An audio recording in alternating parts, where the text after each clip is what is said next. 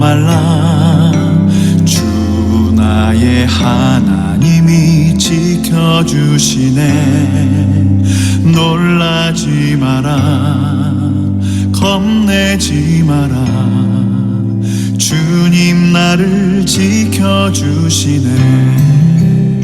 우리가 함께 나눌 말씀은 잠언 4장 23절 말씀입니다. 잠언 4장 23절 말씀인데 우리가 함께 합독해서 읽어보도록 하겠습니다. 잠언 4장 23절입니다. 함께 읽겠습니다. 시작. 모든 지킬 만한 것 중에 더욱 내 마음을 지키라. 생명의 근원이 이에서 남이니라. 아멘. 여러분, 사람은 마음을 따라 움직이는 존재입니다. 우리는 마음의 상태에 따라서 이것을 선택하기도 하고 저것을 결정하기도 합니다. 여러분, 우리가 가진 합리성, 이성이라고 하는 것이 우리의 마음에 있습니다. 그래서 우리의 이성이 무엇인가를 결정해야 될 때 우리 안에서 작동합니다. 이성적으로 생각해 보라고 이야기합니다. 앞뒤 계산을 이렇게 정확하게 해주기도 합니다. 그러면서 우리에게 우리를 설득하기도 합니다. 그럼에도 불구하고 사람은 최종적인 선택을 사람의 마음을 따라 선택합니다. 성원 엄마와 제가 결혼하려고 할 때 주변에서 대부분의 사람들이 성원 엄마를 말렸습니다. 이성적으로 생각해 보라고 말했습니다. 너가 지금 20년 전 이야기입니다. 이게 4월 8일이면 이제 결혼 20주년이 돼요. 그런데 20년 전에 주변에서 성원 엄마에게 너가 동철이와 결혼하면 미래가 뻔하다 이렇게 말했습니다. 동철이는 당장 아픈 누나가 있고 아픈 엄마가 있고 가진 돈은 하나도 없고 그리고 집안은 폭삭 다 기울어져 가는 집안이라는 겁니다. 신앙적으로도 동철이는 기도가 전혀 쌓이지 않은 삶이라는 겁니다. 왜냐하면 신앙의 1세대이기 때문입니다. 중요한 것은 동철이가 자라온 배경과 너가 자라온 배경이 너무 다르다는 겁니다.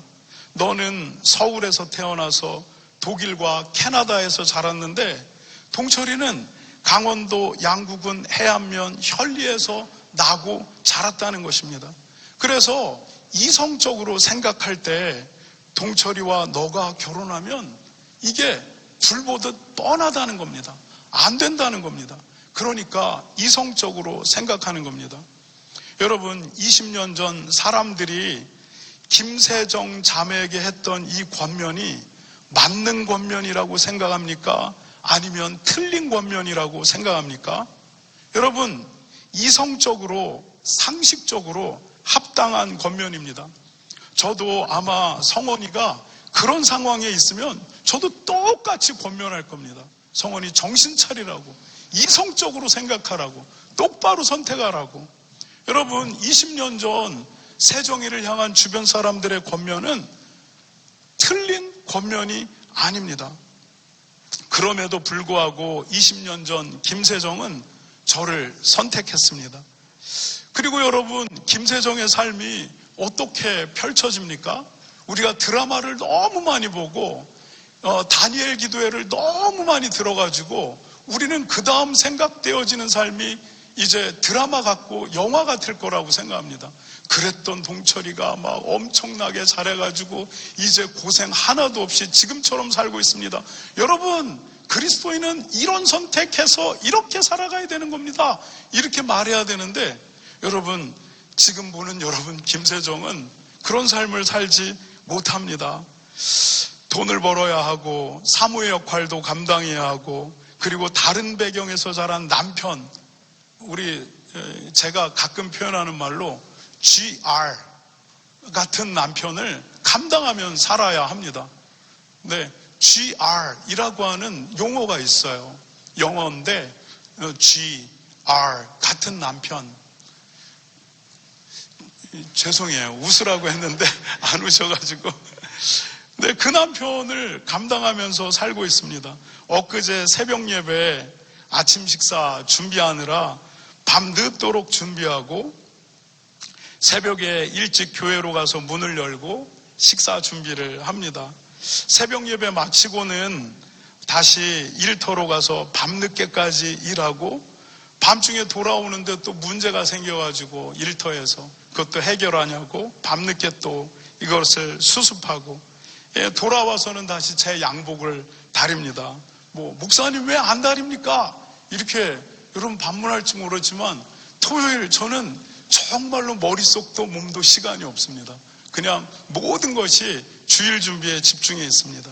갔다 와서 또 양복 다림질을 하고 주일 챙겨야 될 게 많습니다. 이 사람 저 사람 이 일 저 일 그것들을 준비하고 옵니다.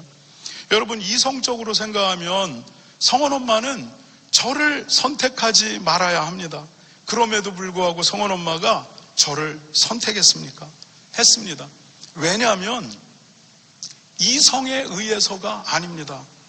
성원 엄마의 마음에 의해서 이 선택을 하게 된 것입니다. 여러분 사람이 절대로 이성에 의해 움직여지는 존재가 아닙니다. 네, 여러분 우리 안에 이성이 작동합니다. 그리고 이성이 우리의 마음을 향해 호소하기도 합니다. 그러나 사람은 결국 무엇에 따라 움직이냐면 마음을 따라 움직입니다. 여러분 목사님이 마음에 들면 목사님이 뭘 하든 다 옳고 경건해 보입니다. 그런데 목사님이 딱 마음에 들지 않기 시작하면 목사님이 하는 모든 일, 모든 말이 다 거슬리기 시작합니다. 여러분 돈이 없어도 감동이 밀려오면 주머니가 열립니다. 그런데 돈이 많아도 마음이 안 움직이면 절대 주머니는 열리지 않습니다.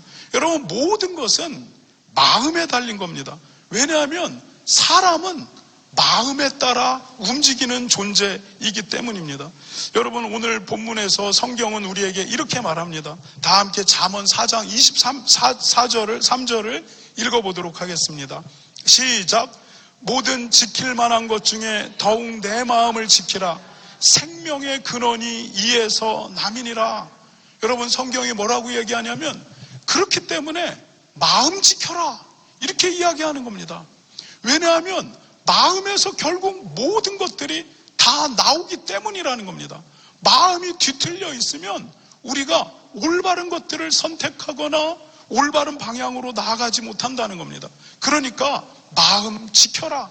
생명의 근원이 여기에서 나온다 이렇게 말합니다.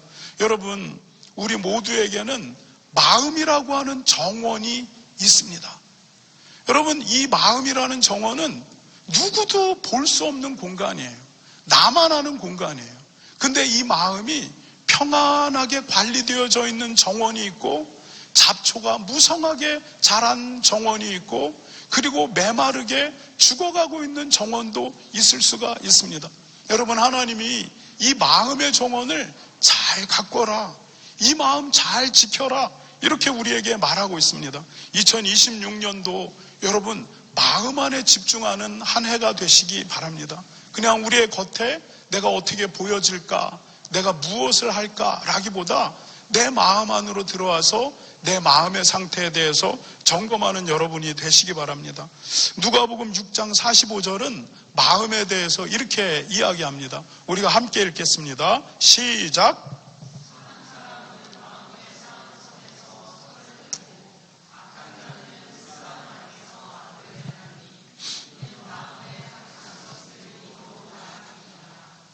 선한 사람이 그 사람의 삶에서 왜 선이 나올까?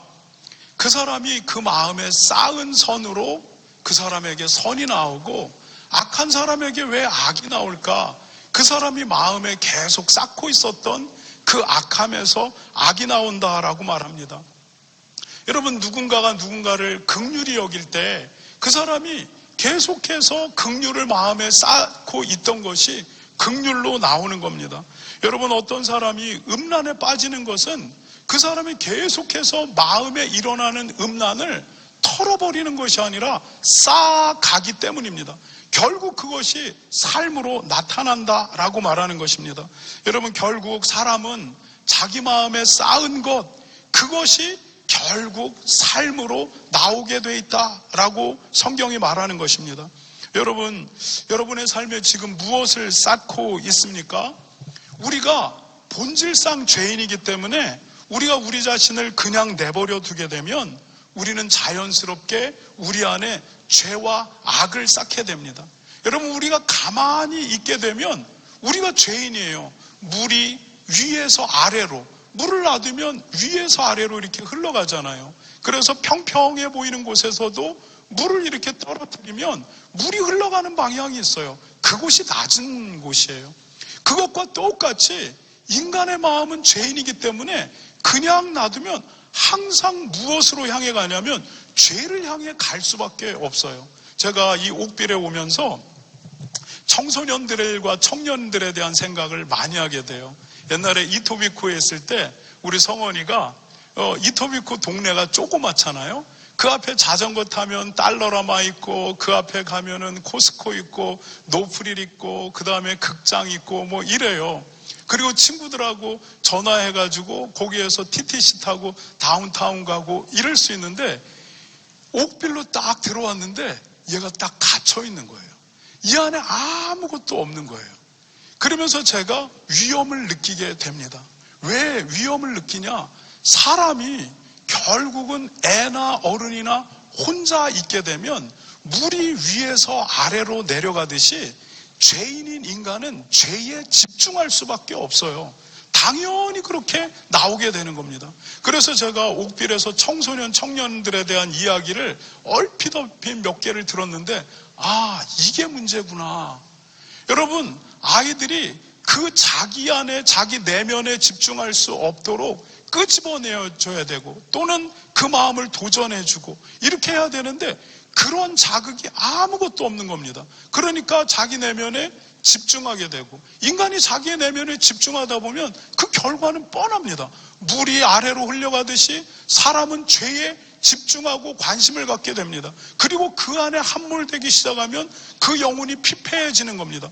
영혼이 피폐되어지게 되면 결국 삶이 피폐해지는 것입니다. 여러분, 우리 안에 지금 무엇을 여러분은 쌓고 있습니까? 우리가 죄인이기 때문에 선을 쌓는다는 것이 가만히 있어서 되는 것이 아니에요. 그럼에도 불구하고 여러분 안에 쌓이고 있는 악함, 죄, 이것을 회개라고 하는 이름 속에 하나님 앞에 털어내시기 바랍니다. 이것들이 어두움, 죄, 악함이 계속해서 쌓아져 감에도 불구하고 이것들을 털어내지 않게 되면 나중에 어떤 현상이 일어나냐면 이걸 털어내는 게 너무 힘들어요. 그러니까 그 안에 그냥 살아버리게 됩니다. 이것을 계속 쌓아두게 되면 이것들이 마음을 완악하게 만듭니다. 딱딱하게 굳어버리게 만듭니다.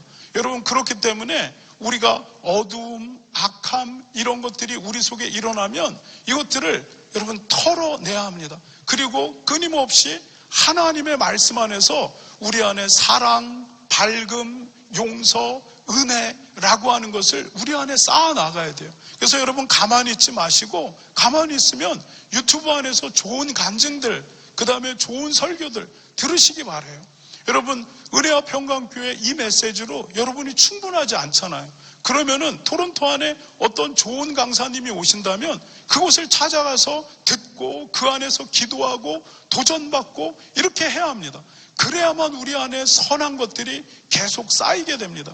그냥 우리를 그냥 내버려 두게 되면 우리 안에 악한 것들이 그냥 쌓이게 됩니다. 성경은 말합니다. 사람이 그 쌓은 선에서 선을 내고 악에서 악을 낸다라고 말합니다. 2026년에 여러분의 마음에 선을 쌓는 열심, 이 열심을 행하시는 여러분들이 되시기 바랍니다.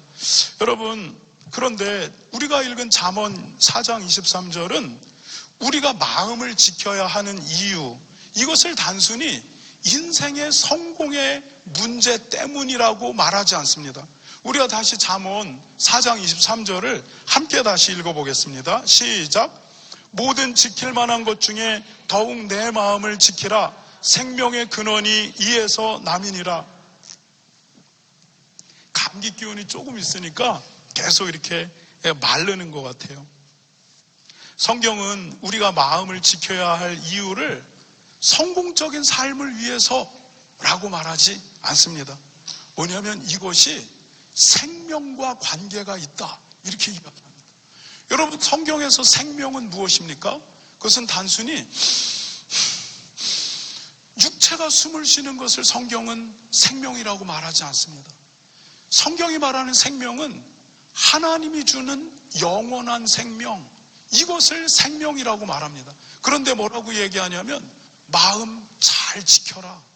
왜냐하면 이것은 생명이 있고 없고에 관한 문제로 나아간다, 이렇게 말하는 것입니다. 여러분, 성경에서 하나님이 사람과 함께 하실 때 어디에 거한다고 말하고 있습니까? 여러분, 고린도 후서 1장 22절을 보면 이렇게 이야기하고 있어요. 함께 읽겠습니다. 시작. 그가 또한 우리에게 인치시고 보증으로 우리의 마음에 성령을 주셨느니라. 하나님이 우리 안에 거하실 때 어디에 거하시냐?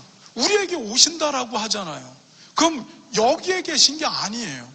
하나님이 우리에게 오셔서 우리와 함께하고 우리하고 거하실 때 하나님의 영인 성령이 우리의 마음이라고 하는 공간으로 들어오시는 것이다, 이렇게 말하고 있는 겁니다. 고린도전서 3장 16절은 이렇게 말합니다. 함께 읽겠습니다. 너희는 너희가 하나님의 성전인 것과 하나님의 성령이 너희 안에 계시는 것을 알지 못하느냐? 사도 바울이 고린도 교회 성도들에게 책망하는 구절이에요. 그들이 마치 예수님과 상관없는 것 같은 삶의 형태를 막 드러내니까 바울이 고린도 교회인들을 책망합니다. 너희가 하나님의 성전인 것을 알지 못하느냐? 너희의 속에는 하나님이, 예수님으로 말미암아 하나님이 너희 안에 들어와 계신다. 너희가 예수님의 십자가와 속죄를 받아들이고 죄인에게 올 수 없는 그 하나님이 예수님을 향한 믿음 때문에 너희의 어디에 들어오냐면 너희의 마음속으로 들어온다. 그래서 너희 자체가 그 이후로부터는 성전이 된다, 이렇게 이야기합니다. 여러분, 하나님이 우리와 거하실 때 우리 안으로 들어오시는 공간은 우리의 마음이라고 하는 공간이라는 것을 여러분 기억하셔야 됩니다. 그런데 이 마음이라고 하는 것이 어떤 공간이냐? 아무도 모르는 공간입니다. 오직 나만 알고 있는 공간입니다. 여러분, 이 마음을 내가 남편에게 감추려면 얼마든지 감출 수 있고, 이 마음을 내가 아내에게 감추려면 철저하게 감출 수가 있습니다. 여러분, 제 안에 있는 이 마음을 여러분이 모두 알 수 있습니까? 여러분, 제가 제 마음을 감추려면 그거는 식은 죽 먹기입니다. 마음이라고 하는 것은 누구도 범접할 수 없는 공간입니다. 오직 나만 알고 있는 공간, 이 공간이 내 마음입니다. 그런데 하나님이 우리에게 거하러 오실 때 어디에 오시느냐? 그 공간 안에 오신다라고 하는 것입니다. 여러분, 그러면은 그리스도인이 그 마음을 지키며 사는 것이 무엇이냐? 그리스도인이 우리 마음에 오신 그 하나님을 받아들이고 믿음으로 받아들이고 아무도 볼 수 없다라고 하는 이 마음의 공간 안에서 그분을 인정하고 그분을 두려워할 줄 알고, 그리고 그분의 뜻이 무엇인지 이 마음 안에서 고민하고, 그리고 이 마음 안에서 그 하나님께 순종을 결단하는 공간, 여러분, 그 공간이 우리의 마음이라고 하는 공간입니다. 여러분, 그리스도인이 마음을 지켜라, 이거는 뭐냐면 하나님 믿음으로 받아들여라, 하나님 네 마음에 있다는 건 인식해라, 그 마음 안에서 정직하게 하나님의 뜻을 찾아라, 그리고 그 하나님 앞에 순종해라. 이것이 그리스도인에게 마음을 지키는 것입니다. 성경은 이 행위 자체가 결국 영생과 관련이 있다라고 말하는 것입니다. 여러분, 2026년에 여러분 하나님과 마음 안에서 동행하시는 여러분들이 되시기 바랍니다. 그러면 어떻게 동행하느냐? 역대상 28장 9절은 다윗이 그 아들 솔로몬에게 마음에 관한 이야기를 해요. 우리가 함께 역대상 28장 9절을 읽겠습니다. 시작. 내 아들 솔로몬아, 너는 내 아버지 하나님을 알고 온전한 마음과 기쁜 뜻으로 섬길지어다. 여호와께서는 모든 마음을 감찰하사 모든 의도를 아시나니 내가 만일 그를 찾으면 만날 것이요 만일 내가 그를 버리면 그가 너를 영원히 버리시리라. 다윗 왕이 죽음을 앞서고 자기 아들 솔로몬에게 말합니다. 솔로몬아, 잘 들어라. 하나님은 마음을 감찰하시는 분이다. 감찰한다는 게 마음을 헤아리고 보고 계시다라는 거예요. 그리고 그 하나님은 너의 의도를 알고 있는 분이다. 그 하나님 앞에서 너 마음 똑바로 세우고 살아라, 이렇게 이야기하는 겁니다. 여러분, 아까도 이야기했듯이 우리는 우리의 의도를 철저하게 잘 숨길 수가 있어요. 나는 동으로 가고 싶은데 마치 내가 서쪽으로 가고 있는 것처럼 우리의 의도를 우리는 사람들에게 나타내 보일 수 있습니다. 여러분, 나는 이것을 취하고 싶은데 마치 나는 이것에 아무 관심이 없는 것처럼 우리는 우리의 의도를 우리가 철저하게 숨길 수가 있습니다. 그런데 다윗이 솔로몬에게 말하기를, 솔로몬아, 하나님은 그 마음을 감찰하시고 그 마음의 의도 다 안다. 그래서 네가 아무리 좋게 보인다 할지라도 그것이 하나님과 떠나고 있고 관계가 없는 것이라고 한다면, 그래서 네 마음이 하나님 앞에 벗어나고 있다면 하나님 너와 함께하지 않는다. 그러니까 너 집중해야 될 건 하나님 앞에 네 마음을 세우는 것이다. 이렇게 지금 말하고 있는 겁니다.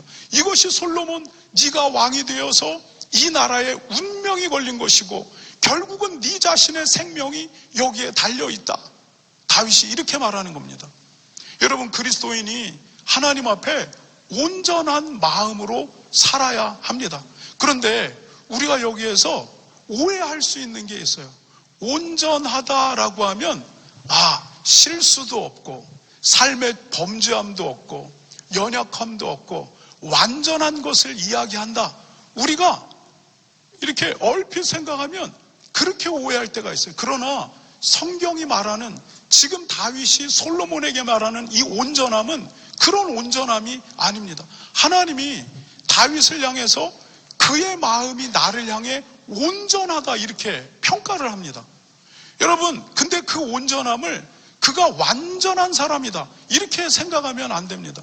여러분, 다윗의 범죄를 우리는 다 알고 있습니다. 그가 우리아의 아내 밧세바와 간음을 행하고 그것을 행할 뿐만 아니라 그것을 숨기기 위해서 우리아를 죽이게 됩니다. 그리고 이것들을 철저하게 숨겨 나갑니다. 여러분, 다윗의 삶이 완전했던 삶이 아닙니다. 그의 삶을 보면 그의 연약함이 그대로 드러납니다. 그럼에도 불구하고 하나님이 다윗을 온전하다, 그의 마음이 온전하다라고 얘기했던 건 뭐냐면 그가 위선적이지 않았다는 거예요. 그가 하나님과 사람 앞에서 위선적이지 않았다라는 거예요. 여러분, 하나님이 다윗을 책망합니다.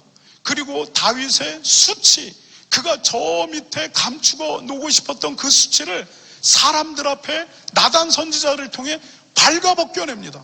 그때 다윗이 어떻게 합니까?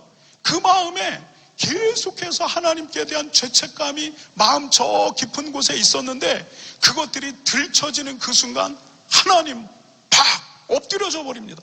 그리고 눈물을 쏟아냅니다. 그리고 그것을 지적하는 나단 선지자 앞에서 펑펑 울기 시작하고 침상에 들어가서 시편 53편을 기록합니다. 하나님, 나를 버리지 마십시오.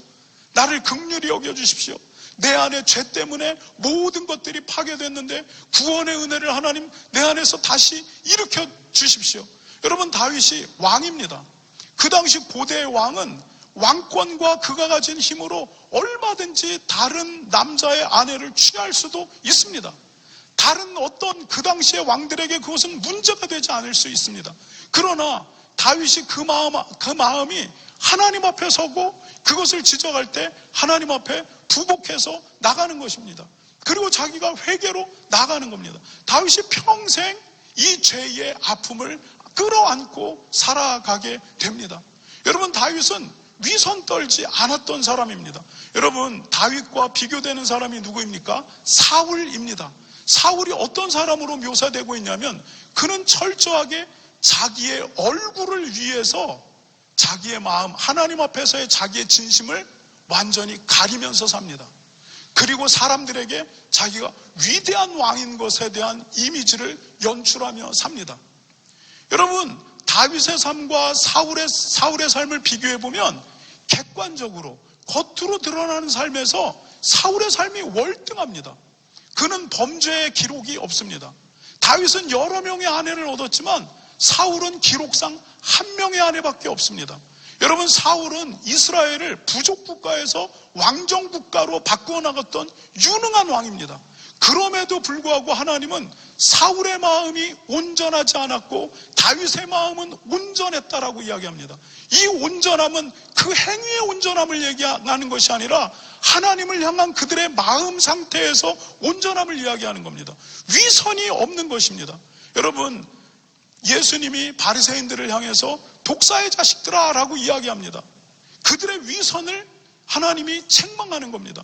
그들이 연약하면 연약하다라고 이야기하는데 죄인과 그들을 분리시키면서는 너는 죄인, 그나마 나는 의인이라고 이야기하면서 자기의 연약함을 싹 감춰버립니다. 하나님과 사람 앞에서. 왜냐하면 내가 하나님이 되어야 하기 때문입니다. 하나님이 이것을 지적하시는 겁니다.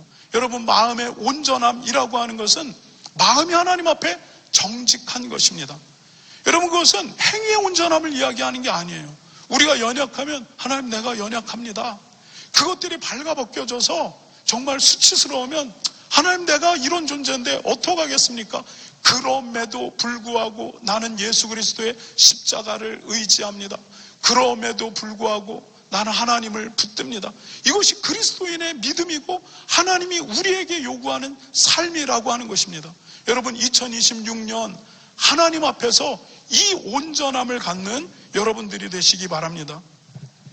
여러분, 신앙이라는 것이 무엇입니까? 신앙은 겉으로 일어나는 모든 것들이 아니라 마음 안에서 모든 것들이 이루어지는 영역입니다. 로마서 10장 10절은 우리에게 이렇게 말합니다. 함께 읽겠습니다. 시작. 사람이 마음으로 믿어 의에 이르고 입으로 시인하여 구원에 이르느니라. 구원이 어떻게 일어나느냐? 마음 안에서 믿는 겁니다. 예수님이 우리의 죄값을 치르셨다고 마음 안에 내가 받아들이는 것, 그리고 그 예수님이 약속대로 이 더럽고 없는 것 같지만 이 안에 오신다고 약속했으니까 오셨다고 믿고 있는 이 믿음, 이것들이 믿음이고 구원이라는 겁니다. 요한계시록 3장 20절은 우리에게 이렇게 말합니다. 함께 읽겠습니다. 볼지어다 내가 문 밖에 서서 두드리노니 누구든지 내 음성을 듣고 문을 열면 내가 그에게로 들어가 그와 더불어 먹고 나는 그와 더불어 먹으리라. 여러분, 예수님이 문 밖에 서서 두드린다라고 이야기하는데 우리 집 초인배를 누르는 게 아닙니다. 우리의 마음을 향해서 하나님이 두드리고 있는 거예요. 나와 교제하자. 마음을 열고 아무도 알 수 없는 그 공간에 나를 받아들여 주기 바란다. 내가 너에게로 들어가 너와 교제하기를 원한다. 네가 부족해도 내가 그거 다 이해하고 안다. 나를 그냥 받아들여라. 이렇게 마음의 문을 두드린다라고 성경은 말하는 것입니다. 에베소서 3장 17절은 이렇게 말합니다. 함께 읽겠습니다. 시작. 믿음으로 말미암아 그리스도께서 너희 마음에 계시게 하시옵고. 믿음으로 말미암아 예수님이 마음에 있게 하라는 거예요. 사도 바울이 에베소 교회 성도들을 위해서 기도할 때 하나님, 그들이 믿음으로 예수님을 마음에 있게 해주세요. 이렇게 얘기하는 거예요. 여러분, 우리의 마음을 살펴보면 예수님이 잘 안 보여요. 더럽고 연약하고 어둡고 그 다음에 걱정되는 것밖에 우리의 마음에 안 보여요. 그러나 하나님이 약속하신 대로 예수 그리스도의 그 십자가를 받아들인 우리에게 성령님이 우리에게 오신다라고 하는 것을, 이것을 에베소 성도들이 믿음으로 받아들이고 그 믿음 때문에 예수님이 우리의 속에 있게 해달라고 사도 바울이 기도하고 있는 것입니다. 여러분, 신앙이라고 하는 것은 마음 안에서 모두 이루어지는 거예요.